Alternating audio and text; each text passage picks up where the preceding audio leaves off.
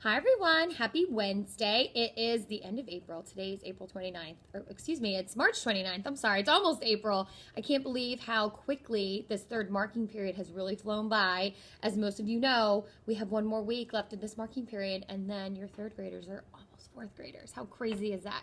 So I noticed just a couple of things in math lately, and I know last night I had a couple students who said they might have struggled a little bit with their homework, and tonight I sent home a similar homework. So we've been working on finding area. So we are in unit number 4 in our investigations, and we're on the second investigation. So the first one we did was perimeter, and now we're working on area. So when you're finding area, you're kind of covering up a shape. So you're finding all that good inside stuff, and you're using it using square units.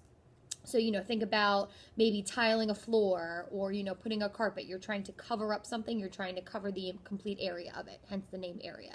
So the students are doing a really great job. So they're finding area by multiplying the length times the width, or the rows times the columns if you're using a square or rectangle. Where it gets tricky is when you kind of have some irregular shapes such as this. So it kind of looks like a square. It's got a couple different sides. So I just kind of wanted to show you the strategies that we've been going over in class to how to solve this problem, because this is going to keep coming up, and it's simple if you break it down. And we did go over one in class today, but I just wanted to do another one since I sent home similar homework tonight. I thought, what's one more day of practice? Tomorrow we're actually moving on into our third investigation, and then we have our test, the end of unit test. So I just wanted to make sure everything was covered. So when you have an irregular shape such as this, what I told the students, since everything, you can kind of see rectangles, you can kind of see squares. What I would do is break it up into two different shapes so it's easier to figure out. We already know we're finding the area, so we know we're going to multiply the length times the width. We just have to do it two separate times. So what I see when I look at this, I would probably cut my shape right here. So I'm going to make my red line, and I'm going to cut my shape so that I now have two different rectangles, okay? So what I would do, pick one and start with that, okay? I'm going to pick this tiny one here. And what I can see is now that I cut it off, I want to look at my length and my width. So what I see here, so I see my length is 4 and my width is 2 centimeters. So I'm going to multiply 4 times 2, which is 8. So then I know that this rectangle is 8 square centimeters, okay? So what you can really do is you can just cover up, I'm going to try, cover up this rectangle, and don't worry about that yet. Just worry about this one right here. So if I completely try to cover it up, again, all I see for length and width, I see 4 times 2. So again, that's 8. So the area of this rectangle is 8 square centimeters. So now we want to cover up this rectangle so we don't see it at all. But I think the biggest thing that the students are confused of, now that I'm covering this up, I see all of these lengths all over this rectangle.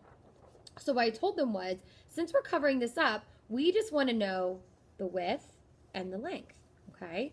So I have 7 times 6. So I know there's an 8 over here, but look, if I uncover this 8 centimeters is for this entire length, but we're covering up part of it, okay? And this here, this says 3 centimeters. That's only the length of this little guy right there. So we don't really need to concern ourselves with the 8 centimeter or the 3 centimeter when we are looking at this rectangle. So since I can cross those guys out, that only leaves me having the 7 centimeters and the 6 centimeters. So I'm going to multiply 7 times 6, which equals 42.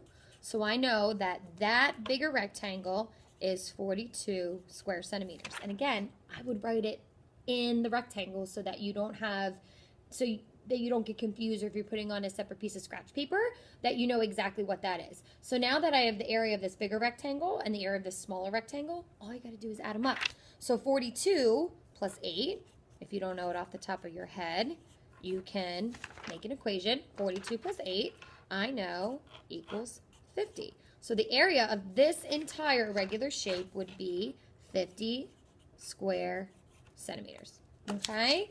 So that's how I would do this, and this is how I've been teaching the students in class to find the area of these irregular shapes. Again, if it's just a singular rectangle or a square, you're just going to multiply the length and the width, and you get the square, you get the area. And remember, using square units. When it's like this, you want to break it apart. find the area of the two separate rectangles or squares, and then add them together. So it is a couple more steps, but if you take your time and do the steps the way I showed you and how we practice in class, you're gonna get it every time. So if you have any questions or need some extra help, please let me know. Parents, you can message me. You can leave a comment below. You can message me on Class Dojo. But I think now that I went over it in class, the students are able to really grasp this concept. I have this video here now. So if you really have any troubles at all, please make sure you let me know. Write me a note on the homework so I know that I can sit one-on-one with your student in the morning. Okay? So I hope you guys have a great afternoon. It's beautiful outside. Get that homework done and go play. All right? I will see everybody in the morning. Bye.